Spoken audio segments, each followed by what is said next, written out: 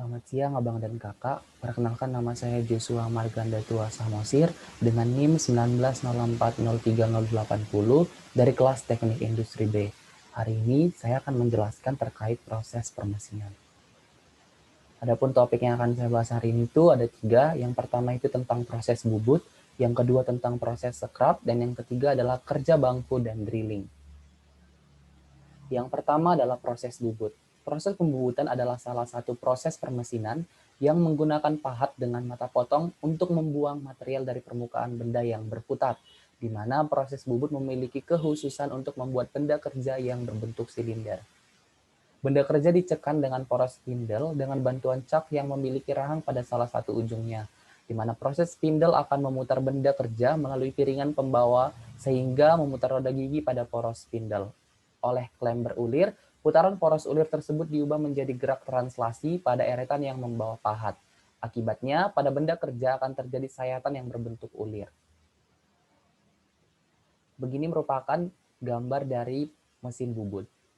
Selanjutnya saya akan menjelaskan terkait komponen dari mesin bubut tersebut. Yang pertama ada headstock atau kepala tetap, di mana pada bagian kepala tetap ini terdapat poros spindle mesin yang berfungsi sebagai dudukan cekam atau cak.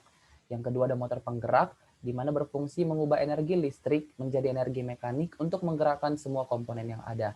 Selanjutnya ada tuas atau handle, di mana cara penggunaannya pun disesuaikan dengan tiap-tiap mesin bubut, di mana telah ditempel pada tabel yang terdapat pada mesin bubut tersebut.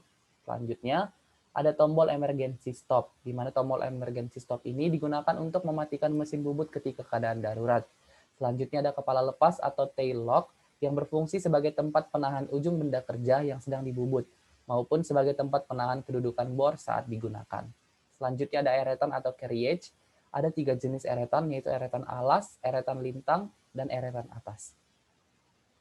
Selanjutnya ada lampu penerangan yang berfungsi untuk membantu operator dalam melihat benda atau sebagai penerangan saat proses pembubutan berlangsung.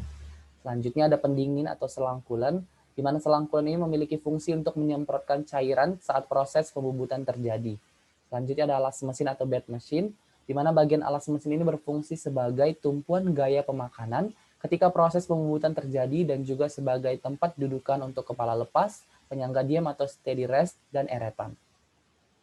Selanjutnya ada poros pembawa atau transportir, di mana berfungsi untuk membawa eretan secara otomatis pada saat proses pembubutan berlangsung. Lalu ada alat pencekam, di mana cekam merupakan alat perlengkapan mesin bubut yang berguna untuk menjepit benda saat proses pembubutan terjadi. Lalu yang terakhir ada rem kaki, digunakan untuk menghentikan putaran mesin di posisi tertentu saat terjadinya proses pembubutan. Tentunya proses pembubutan ini digunakan untuk produksi ragum tertentu, yaitu kita ambil contoh pada saat produksi ulir, di mana pembubutan itu digunakan untuk mengurangi dimensi pada baja ST37, di mana langkah-langkah produksi partnya itu yaitu letakkan baja ST37 pada alat pencekam, lalu setup mesin bubut tersebut, lalu arahkan pahat ke part yang akan dibentuk tersebut, lalu lakukan proses pembubutan atau jalankan mesinnya. Lalu nanti terakhir alat hasil yang telah didapat itu diperiksa kembali apakah sudah sesuai dengan target yang diharapkan. Selanjutnya adalah mesin scrap.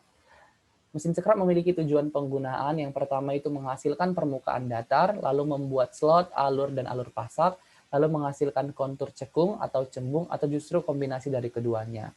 Nah, mesin scrap ini digunakan pada saat proses produksi part ragum, yaitu pada saat proses produksi penjepit tetap, di mana digunakan untuk mengurangi dimensi pada bagian bawah baja ASTM, di mana prinsip kerjanya adalah baja ASTM diletakkan ke mesin, lalu alat pemotong titik tunggal dipasang pada tiang pahat yang terletak di ram, lalu mesin memulai gerakan bolak-balik ram dengan cepat. Ketika ram bergerak, alat menggosok benda kerja, menghilangkan bagian yang tidak diinginkan, di mana proses tersebut digunakan pada bagian tengah dari penjepit tersebut yang berbentuk bulat. Seperti itu.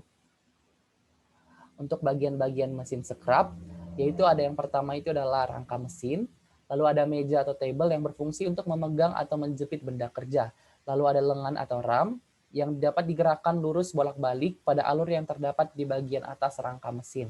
Lalu ada rumah pahat, yaitu merupakan tempat di mana pahat scrap dipasang. Lalu ada pelat rumah pahat, Lalu ada kotak ayun yang berfungsi sebagai tempat pelat rumah dipasang dengan menggunakan engsel. Lalu ada eretan pahat untuk mengatur posisi pahat dalam arah vertikal, dan juga tuas kedudukan langkah lengan yang berfungsi untuk mengatur posisi langkah lengan.